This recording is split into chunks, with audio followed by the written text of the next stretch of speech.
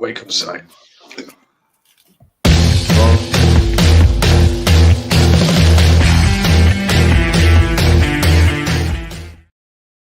So that was the wrong intro. I wasn't another one. So there we go. Ladies and gentlemen, boys and girls, Legionnaires of all ages, welcome to the Wrestling Legion prediction show for Bad Blood 2024. My name is Nick the Geek, and I am, of course, joined by my two co-hosts, my two cohorts, and my two co-compatriots. I'm joined by the blondest man in all of wrestling media. I'm joined by Simon. Simon, how the hell are you? Great, mate. It's catching on now. This is what you've done, Andy. And we are joined by the Redeemer himself, Andy. Andy, anything to say? I have to say, yeah, you said cohorts, whatever else, but you didn't put coast to pieces. What? I'm trying to be complimentary. What? Insane, man. Right, anyway, on to the show, guys. This is going to be a quick one. It's going to be a good one. There are only 5 matches on Bad Blood. First off, are we all excited for the show? Yeah. I'm quite excited for the show. I think sometimes the shows that you don't get excited for end up being better. Yeah, I'd agree with that. So if this makes sense, I'm a little bit excited subconsciously about not being too excited, if you get what I mean. That makes sense. Right, Yeah. Straight off to the races, guys. Okay, so we'll start with what has now been announced as the first match on the show, which baffles me, but booking decisions are booking decisions. The first match will be the Hell in a Cell bloodbath between CM Punk and Drew McIntyre. And it was all over one of these. I'm really looking forward to this match. I don't know about you two. I think this feud has been phenomenal this year. This is a perfect blow-off, and I feel like Drew and Punk have done a really good job of reinstalling the stakes of Hell in a Cell. Making it feel like it's dangerous again, making it feel like it's a stipulation that the match deserves, as opposed to just, we have a pay-per-view called Hell in a Cell, and we do Hell in a Cell matches on it. And most importantly, as you pointed out to me the other day, Simon, when we were watching Raw, the cage isn't red. You can see into it and everything. So, gents, Si, you're up first. Who do you think is going to win and why? Well, to me, it's a no-brainer.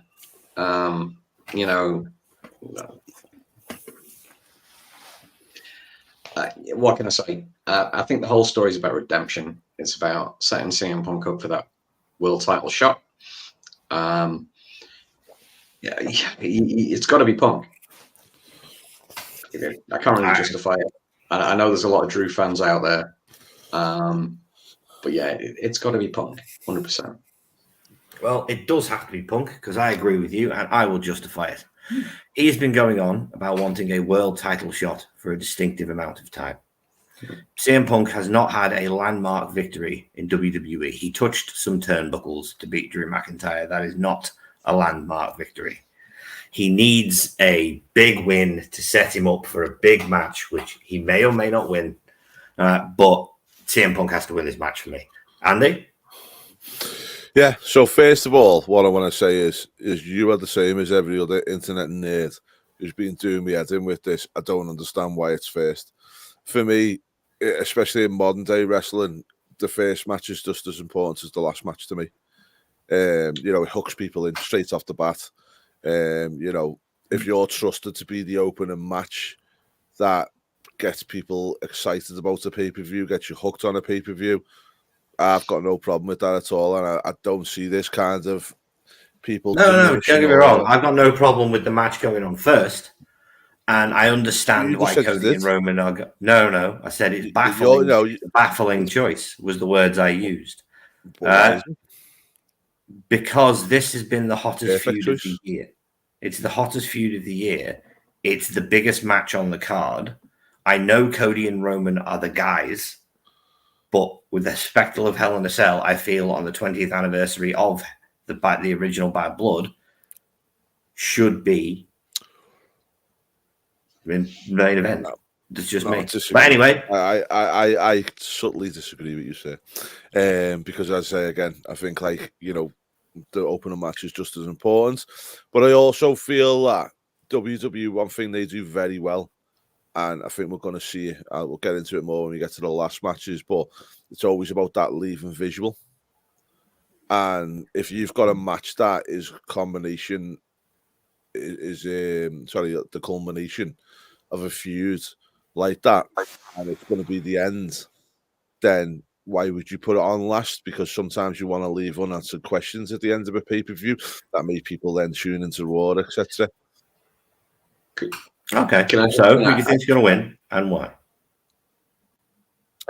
Punk, I think, wins it. I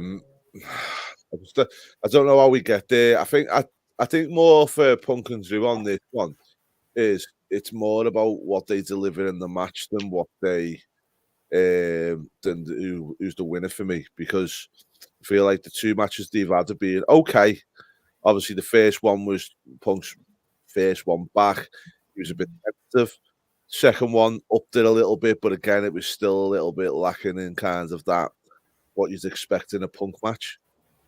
So I'm hoping that this one really go balls to the wall for, and I think they will. So, and I think that's something that Drew's probably learning a lot more recently. Is it's not about titles or anything like that. It's about, like, you know, how you make your stamp in a certain feud, and I think that's what you know. He's coming out to this $1 million quid, isn't he? And with him being there, look at Jake Roberts, never won a title, one of the biggest stars in the history of the company. But I think with him being a heel, I think, you know, Punk's got a lot more to lose by losing the feud than what Drew has in terms of not real life, but, you know, in terms of the actual going forward. So Punk for me, it's got to be.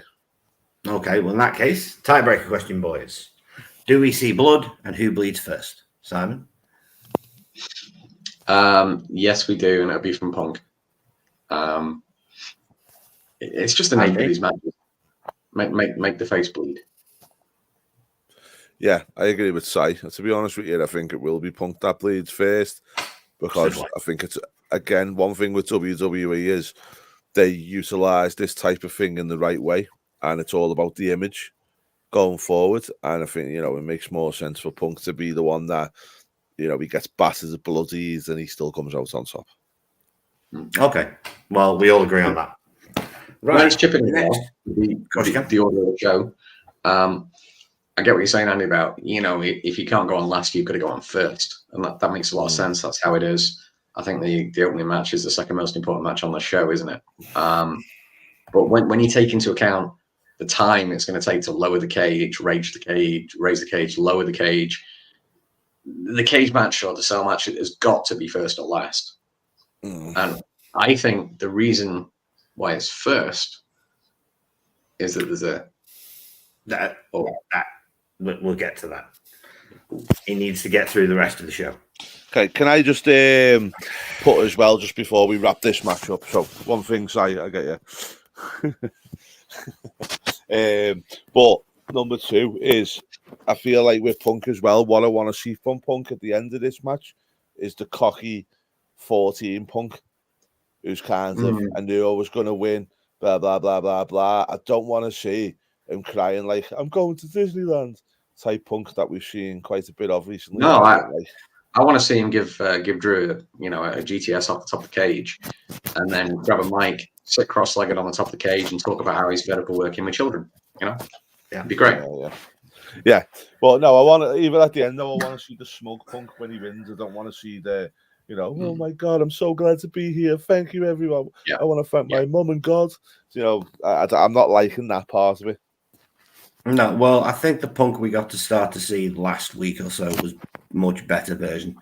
It's a grittier version of Phil. It's a more serious version of CM Punk, which I think will work going forward. Yeah. But I do agree, I kind of want to see the cocky prick. Can I say as well, though, that the two gentlemen have done an absolute fantastic job with this specific match. So one thing with these type of feuds is, you know, you had the whole injury angle, you had Drew going on about him right up in Mania, then them little bits of Mania before we actually got to a match. Then we got the first match, pretty all right. Second match, okay. But, you know, you run the risk of these kind of feuds running out of steam unless you do it right. And I think the pacing and everything of this feud's been fantastic. And the way these two guys have sold this Hell in a Cell match to me is like really made me interested in it. And I like the way that the change in pace, as you say, with the gritty of the punking, it's like, he's really sold the match to me. It's not just about the feuds, but the specific match. They've really changed the pace, and making it sound dangerous and everything else that they've done. They've done such a good job of selling the specific match to me, which I'm really, really, impressed with. It's the right way around. Agree. We're ending the feud with the Cell rather than, I think it was last year. I forget what the match was, but they started a feud with the Cell. I'm like, it made no sense at all. Yeah. Right, lads. Moving on. Second match: Nia Jax versus Bayley for the WWE Women's Championship. Andy, you're up first. Who have you got and why? It's Tiffy time. No, you can't pick Tiffany Stratton. Yeah, I can. No, you can't. You've got to pick Nia Jax or Bayley because she's not in the match. Oh, okay, yeah, but what happens after the match happens after the match. Who wins the match? I don't think any of them win the match. I think something happens. They both crash, and Tiffy comes out and wins the match. Kind of a la Seth Rollins WrestleMania. Okay. So that's why I'm saying it's Tiffy time, because you're asking me who wins the match. Tiffy has the right to insert herself into that match and win it. I am a little bit confused whether they're going to do it now or they're going to do it in the Survivor Series. Oh, did you just call her Tiffy? Tell me you didn't just call her Tiffy. I did. Tiffy? It's Tiffy time. I just don't get it. Fair enough. Okay, Nia Jax or Bayley, who have you got and why? Firstly, there might be a false tease of a cash-in, but I don't see that happening. I think there's a couple of matches tonight that are going to go maybe against the way you think they're going to go. And I think the women's division is gearing up for Mania. Those big matches are being set up. Not winning. Yeah, there's going to be interference, but that belt's not changing hands. No. See, I'm with you. Do you know what? I keep thinking in my head is, obviously, Tip's going to do the cash-in at some point, yeah. But it's like, the last couple of weeks on look, mate, don't be different, Tiffy. I'm not judging you, man. It's just, how old are you now? 30 what? 36? 37? How old are you now? I'm 39, thank you. She's a teenage girl modelled after Barbie, and you're calling her Tiff. I mean... What's wrong with a girl named after Barbie? Modelled after Barbie? What's right with it? Yeah. Whatever tickles your pickle, Simon. Whatever tickles your pickle. It's not my pickle that's being tickled. It's your pickle that's being tickled. But they have been like kind of, I don't know whether you've seen the bit where Thingy grabbed her by the throat and was choking her and stuff like that. And it's kind of like, the only thing that makes me think we may just get a clean win for Jax is Triple H kind of builds these things and simmers them slowly. But there is enough there to do the cash-in now, but we may wait a little bit longer. Well, I'm going to shock you both because I think this is going to go slightly differently. I think Bayley's going to win. Ooh. Then Tiffany Stratton's going to cash in. And then the crux of the story between Tiffany and Nia will be, I did it to get the belt off Bayley. Now you've got to protect me. And they will switch the roles with Tiffany and Nia. And Nia will become the big, bruising, annoying person who wants to get her title back, but can never quite get Tiffany to put the belt on the line. So I'm picking Bayley with the caveat that Tiffy cashes in on Bayley afterwards. Okay. Because I do not believe they should put the world title back on Bayley right now. They completely dropped the ball with it after WrestleMania. Bayley needs a hold. To me, I think I mentioned this to you a couple of weeks ago. Like, for me, Bayley's at a crossroads. She's got crap music for one, but that doesn't really mean it's awful. I think the whole character that she's got at the moment's not great. Cyberpunk Bayley.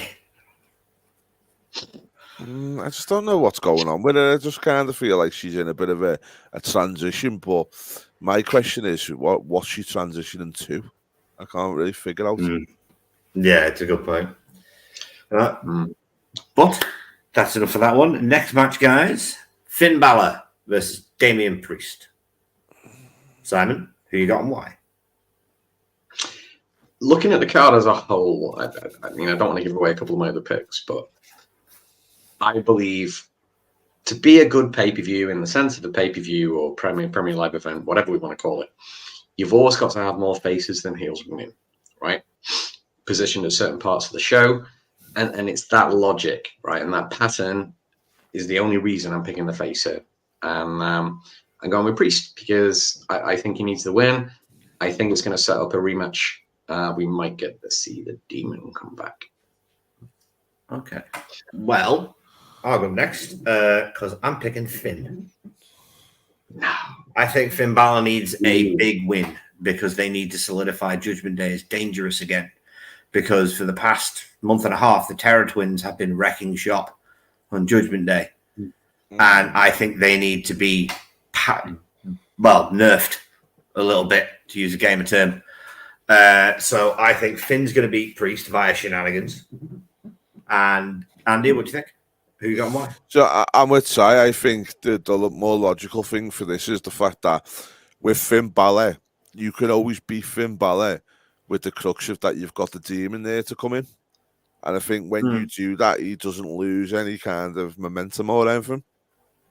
Where I feel like if Damien loses right now, it does a lot of damage to Damien, where for Finn, it doesn't, because it's like, okay, well, let's bring in the Demon. Is the last time we saw the Demon the time that he kind of died at ringside? Fell off the ropes. And he started like jolting up. Yeah. It was like that episode of The Simpsons where they all had seizures. And then like Homer came in and thought it was a joke and threw. Yeah. So maybe the Demon isn't going to come back. Maybe that was it. Quite possible. All right. That was a quick one.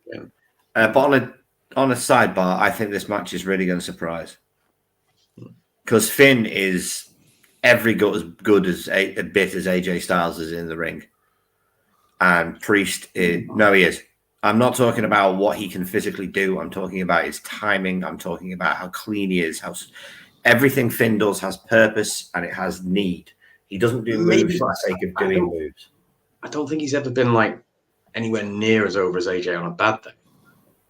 I'm not talking about as over as him. I'm talking about in-ring quality. He's as good in-ring as AJ is. I mean, one thing is, so with that, I probably reckon this match is going to get some good time. Yeah. And I do think this match will surprise you because obviously these two are friends. They know each other quite well.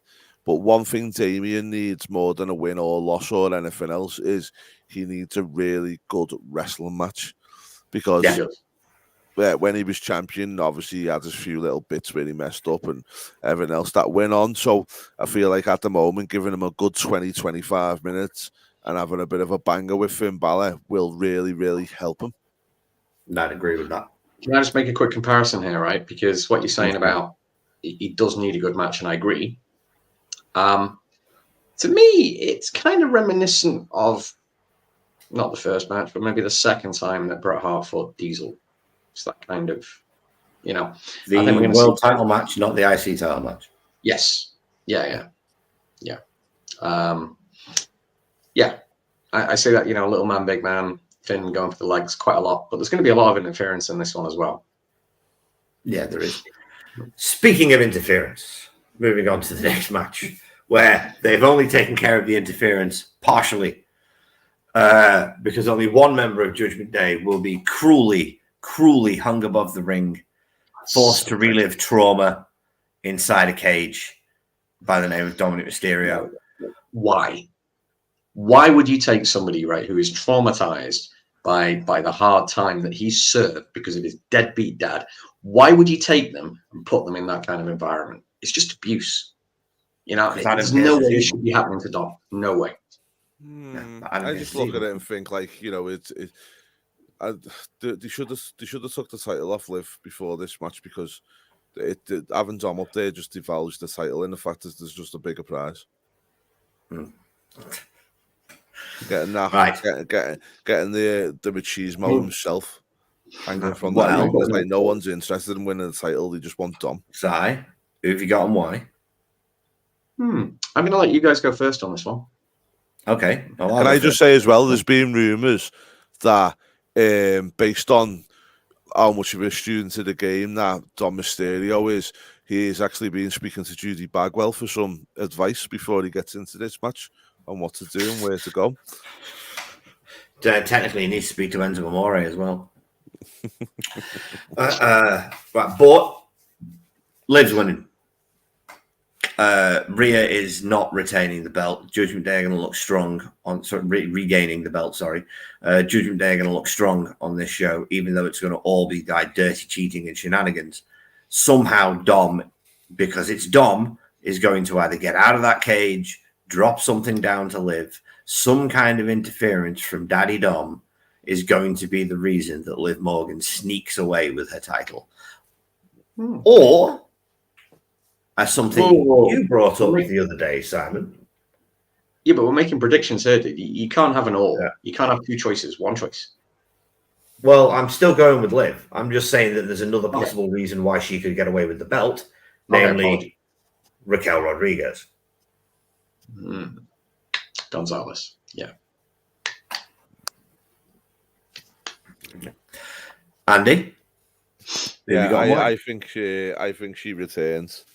Retains. I think she retains, and I like the whole Rodriguez thing because I feel like we need to get a bit more balance in the Judgment Day. We need to feel a bit more fifis and too many fufus. So I mean, but let me ask you both a question then. Do you think it's all about the women's title and the feud between Liv and Rhea and Dom's just a sideshow in it, or do you think bit by bit we're building to Rhea versus Dom? We are. I think we're building to Rhea versus Dom, and I think we're building to Dominic Mysterio taking the Intercontinental title off Jey Uso. Rhea Dom for the IC belt at Mania. Ooh. I mean, Rhea Dom is a Mania match. Yeah. You know what? If you guaranteed me that match, I'd want to travel for that. I'm telling you. If you guaranteed me it now and said that was a match, I'm telling you now, that's a draw. That's a draw that makes me want to travel them. However, it's not what I want to to get. It is what I want to see, but that's not why I'm saying it. I think it's natural to put a match like that at WrestleMania. When you're only 6 months out, think about how slow, steady the build's been. It's not going to happen anytime soon. You know? Yeah, and I tell you what, it'd be interesting if they done an IC elimination chamber at the UK show, and that's where Dom wins it. That'd be nice. That'd be really nice. So, who have you got on why, Simon? I was holding back because I didn't think either of you guys would come up with Raquel. The way I see it, Liv is she's going to be like the HBK of the division. I've used this comparison twice tonight with Kevin Nash, but Raquel's going to be the enforcer, and Rhea's going to have to go through Raquel to get back to Liv again. That's when Dom, for want of a better expression, reinserts himself, and we end up with Dom and Rhea eventually. But it's too soon to take. Liv's had the belt a few months, sure, but can you guys name like a list of people she's defended against? Because no. Yeah. Rhea. But saying that, though, do you remember when Rhea had the belt last year? She didn't have a big list of people she defended against either, did she? If you remember right, she went through a really... she had a reasonable list of people she squashed, though. In terms of being over, I think, no disrespect to Liv, because she's come a hell of a long way, but I think Rhea is at a higher point. Yeah. And I would say that there's times when the wrestler needs a title, and there's times when a title needs a wrestler. And I think at the minute, that title is elevating Liv. Yeah, I'd agree with that. Yeah, I would agree. Yeah. I mean, one thing, if you look from WrestleMania Hollywood to like probably Survivor Series, I don't think Liv defended it more than twice. Rhea. No. She defended the title more than twice. She didn't do many at all in that first 6 months. She did a few title defenses on Raw, but it was never going to change hands on Raw. No. I don't know. I mean, I like that idea with the whole Rodriguez thing because, or Raquel, because you could, if you do get you go down the Rhea Dom route for Mania, then there's a story there eventually for Raquel to turn on Liv at some point, and then there's your other Mania match for the women's, isn't it? Do you know what I mean? For that title. Not bad. Right. Moving on to the last match, lads. The main event of Roman Reigns and Cody Rhodes versus Solo Sikoa and Jacob Fatu. Now, I'm going to precurse this with a question for you both because it's going to come up. So I'm bringing it up now. Do we see The Rock Yes. at Bad Blood? Yeah.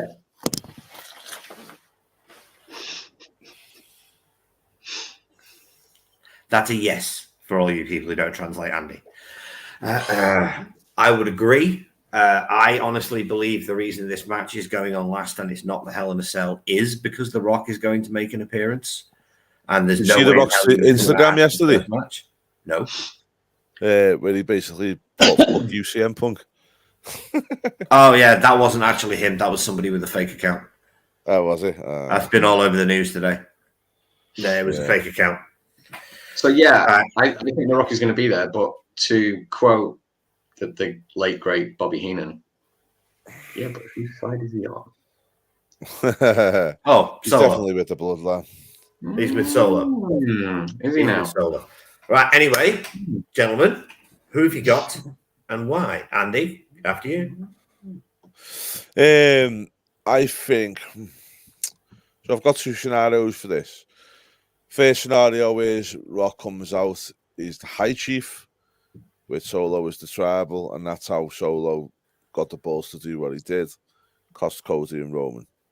Or the flip side, The Rock comes out, helps Cody and Roman, and then we have The Rock on their team going into Elimination Chamber, and that's where he turns on Roman and Cody there. Okay, well, who are you picking? Which one? I'm going to go for the the Bloodline because I feel like the Bloodline I'm going to go for, not Roman and Cody, because I feel like you're not going to have The Rock in Elimination Chamber, and I feel like their side's got more people to carry it. Okay. So I think The Rock will be the the one leading it. And also, you're not going to be stupid enough to put The Rock in an Elimination Chamber. It's not needed. It'd be done. I'm assuming you mean War Games. Sorry, War Games, yeah. Apologies. Yeah. You wouldn't want to put him in War Games. It's a cage. It's metal. It's same thing. It's different. Same thing, different. I know what you meant. But but like you wouldn't want to put a Rock in the cage match in that War Games because it's an action and all like that. So yeah, I'd have them win it and him just being. I really want to see. I know that final boss character. I really like it, but I do want to see the High Chief character, which I think is the next evolution of The Rock.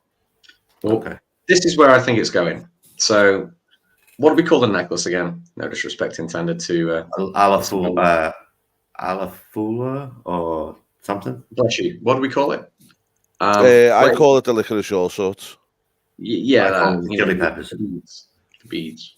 Ulafala. Let's go with that. Whether it's right or not, let's go with that. So the Ulafala, I think, is going to be left, in ringside, and I think at some point, it could be a bit of a schmoz. I'm going to come to my prediction in a minute, but what I do see is The Rock walking off with the Ulafala, and this potentially draws Roman and Solo out of the match, or causes one of them to be distracted for the other one to beat them. Right? Okay. Because you don't. Yes, the Bloodline need the win. They need it pretty badly, but I don't see Cody or Roman taking a pin or a submission. So it's got to be some kind of schmoz, and The Rock's got to be involved in that. So I like I have to pick a team, I'm gonna go with Cody and Roman. Okay. Can I just extend on your theory there, because I really like that. So for me, you've got Solo. Who's with Solo? Jacob, is it? Jacob. So you've got Piccolo and Tonga, haven't you? And then they've also got two other Samoans signed, haven't they? Hikuleo is going to NXT, and then there is a rumor. Yeah, there is a rumor of Zilla Fatu, but he's not been signed. No, there's another Satu that's being signed that hasn't debuted yet, isn't there? Is there? Yeah, there's bloody thousands of them. So yeah, they don't need 4 on each team. Because if you've got the 3 that are already there, plus 2, that makes you 5 for War Games. So what you could potentially have is The Rock do exactly what you said, Si. Take that on, Roman and Solo go after him. The Rock steps back, and these 2 newbies come out, smash them 2 to bits, with the other ones joining in. So there's your High Chief with his 5, and then you've got the Usos, Roman, and Sami Zayn.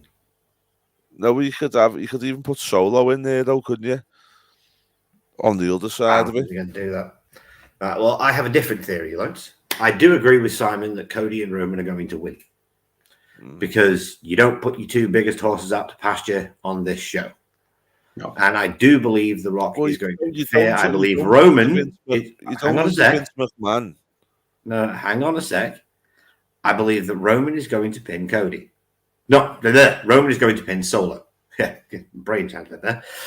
Roman is going to pin Solo. After the match, The Rock is going to come out to present the Ula Fala to Roman. Cody will be debilitated at ringside at this point because he'll have taken such a beating from Jacob Fatu in the match. The Rock will then beat 7 shades out of Roman Reigns.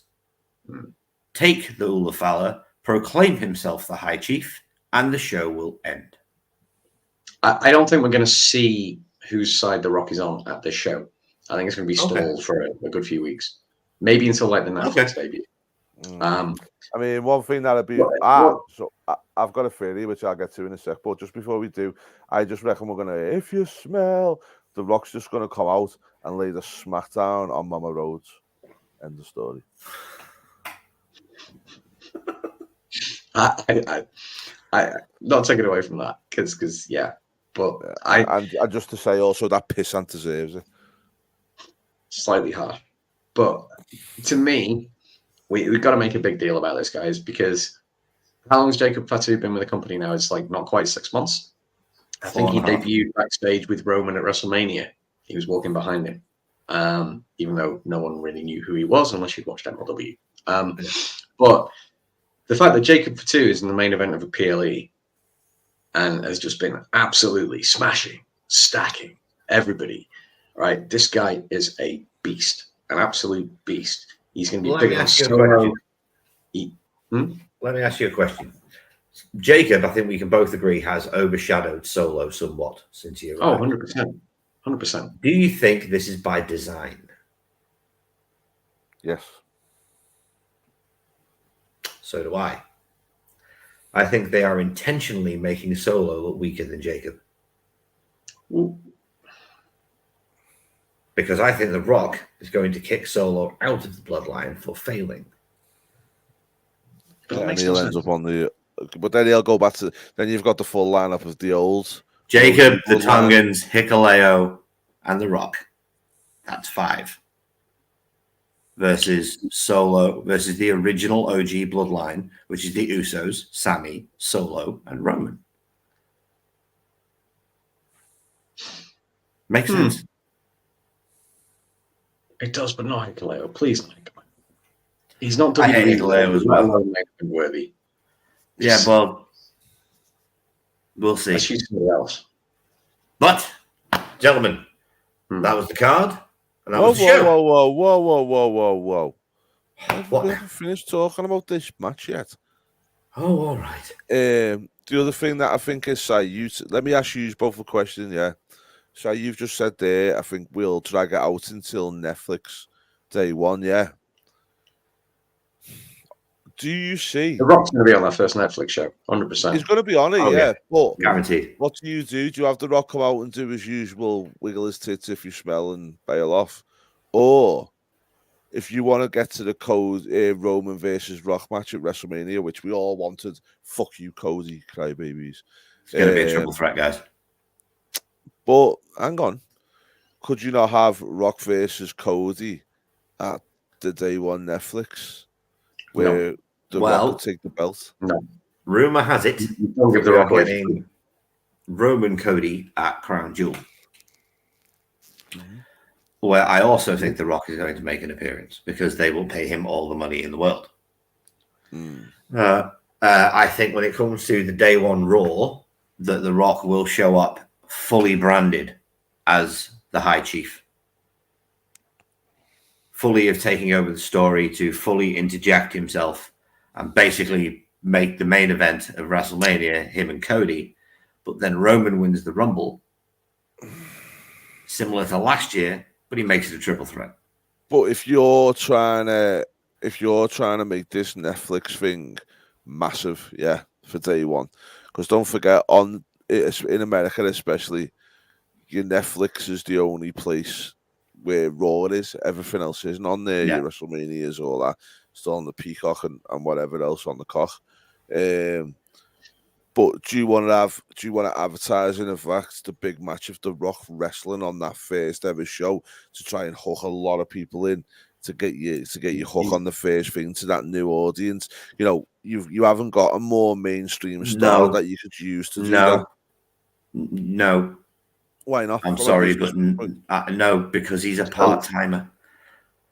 Because he's a part-timer on that first show for the new era on Netflix. You want all your full-time guys. No, you don't. No, you don't. Brock Lesnar's most recent deal over the past 8, 9, 10 years. Do you know how many matches he had for free on Raw or SmackDown? Big Fat Zero. Not quite true. Not quite true.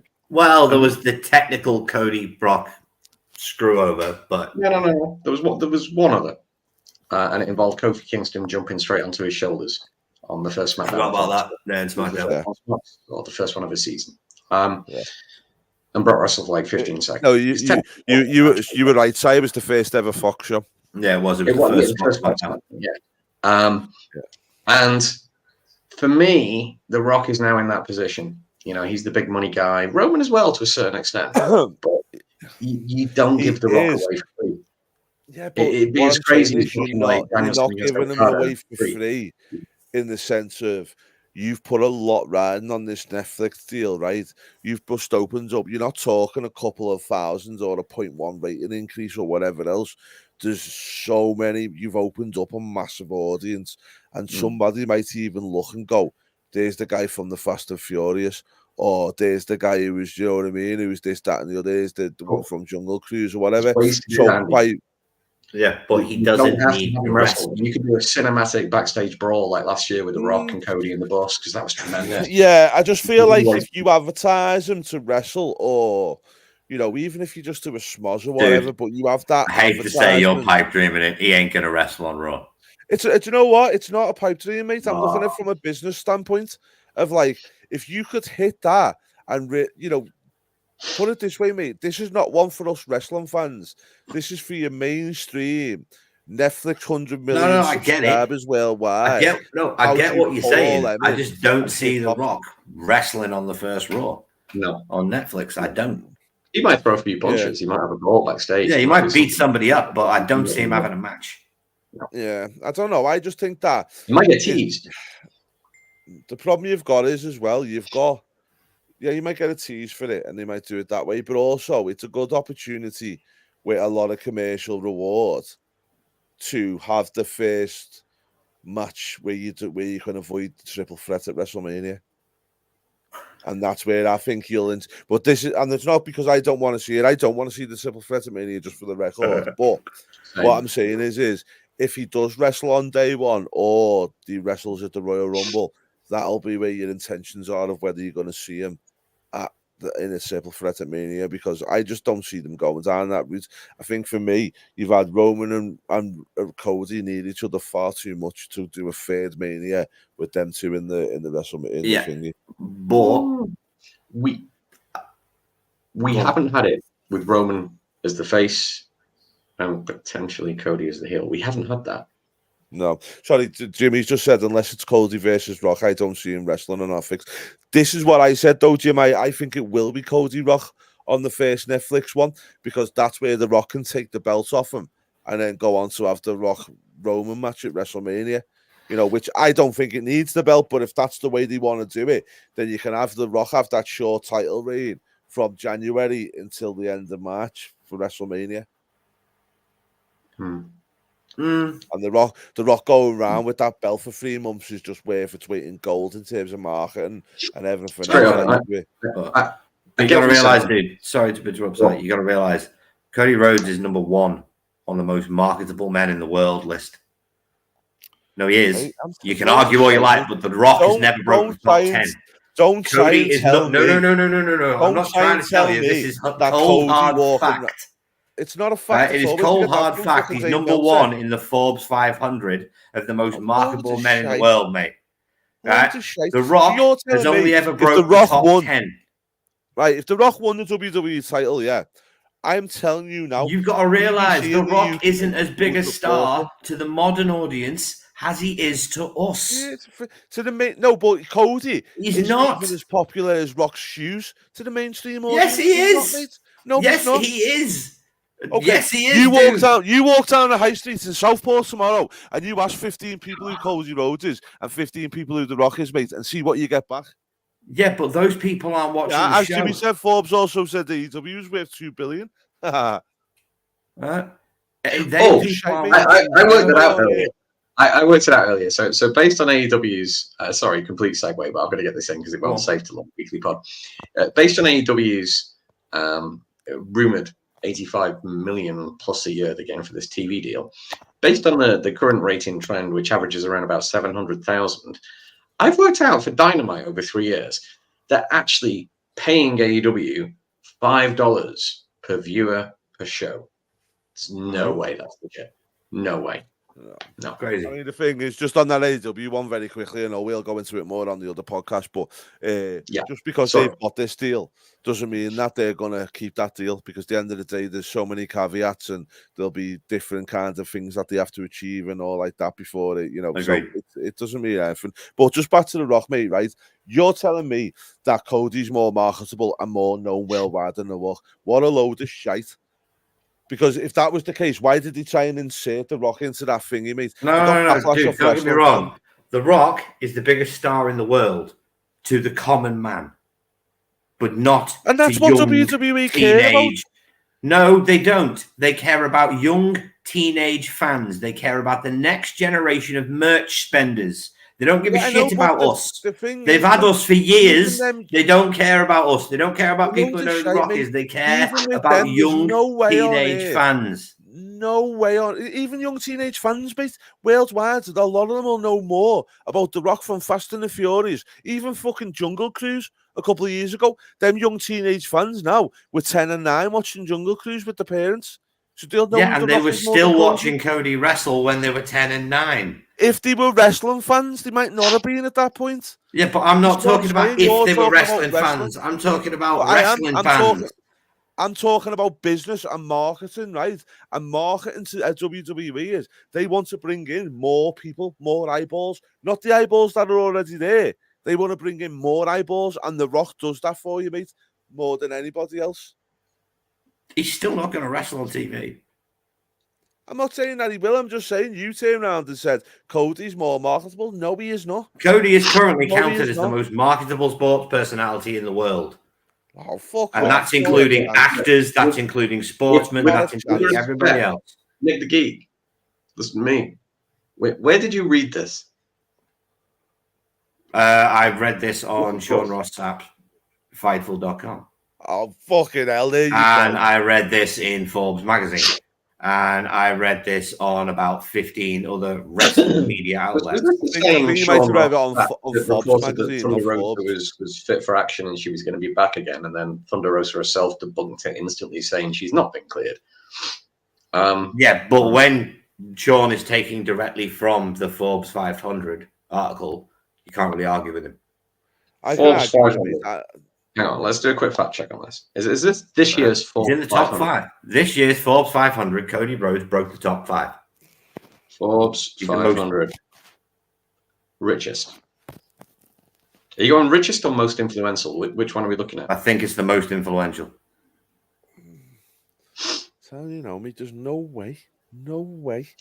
You see the Forbes 500. It lists the wealthiest people in America. But there's just no way on earth. Either way, we're running out of time, gents. Right. Oh, So the world's more powerful people. Yeah.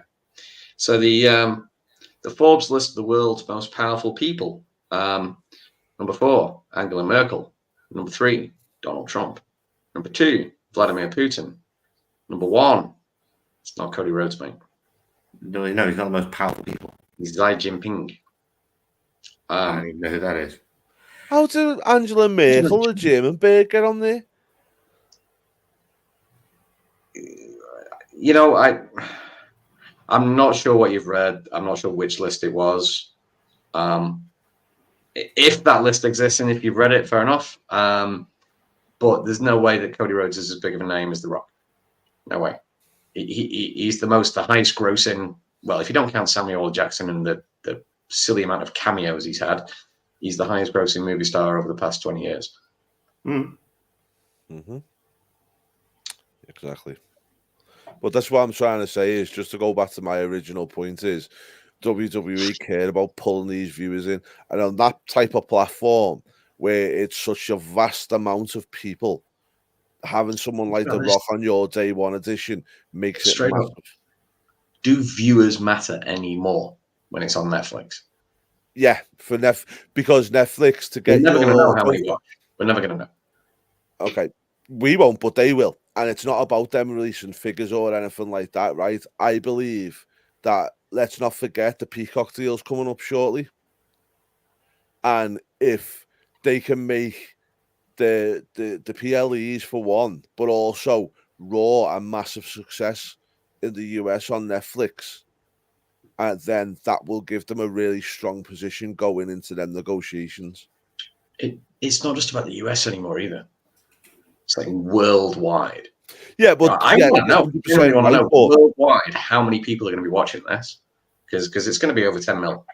Yeah. It'll be well over 10 mil. It'll be a bad thingy, but again, you throw The Rock on there, you're probably adding a lot more to it. Do you know what I mean? A lot more to it, and that's what I'm saying. You know, to hit the ground running with this new partnership, really impress and hit it with a bang. It's a big, there's a big thing to be out there, and I'm saying, well, that's why you use him. Okay, so The Rock is, I believe, 54, nearly 54, somewhere around there, and maybe 53. Correct me if I'm wrong. But essentially, he's got a couple of matches left, if that. Yes, he can do his stunts, he can do his backstage brawls, he can do a little bit of, but you are not going to want to put The Rock in any unnecessary matches. 52, all right. When it comes to War Games or a Royal Rumble or a Survivor Series or whatever, you could use him very limited, protect him.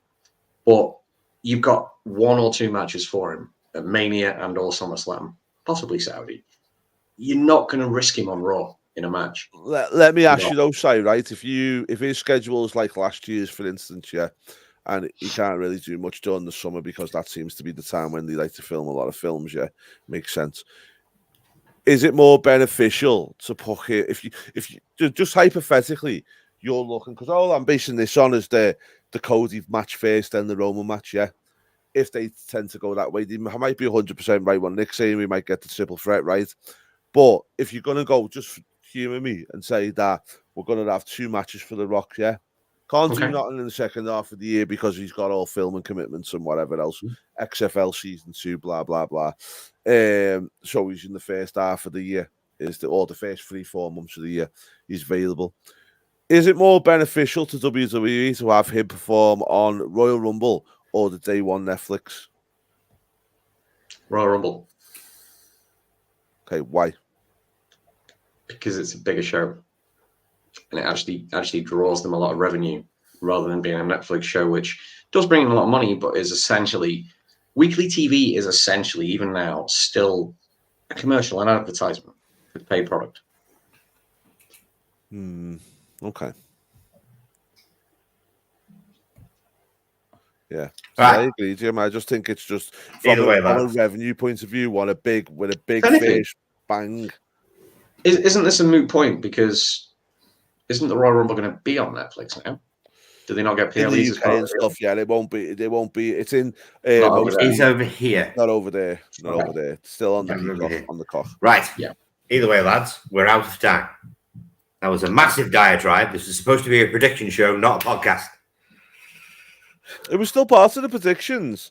No, it wasn't. really- It had zero to do with Bad Blood. The first Well, it Netflix on Raw has nothing to do with Bad Blood. I'd like to apologise to our legions of viewers for the amount of time that my two co-hosts wasted on that one. All right, But yeah, moving on. moving on. That's the show, guys. Anything to plug? Anything to show? Shill. Butt plug. Typical.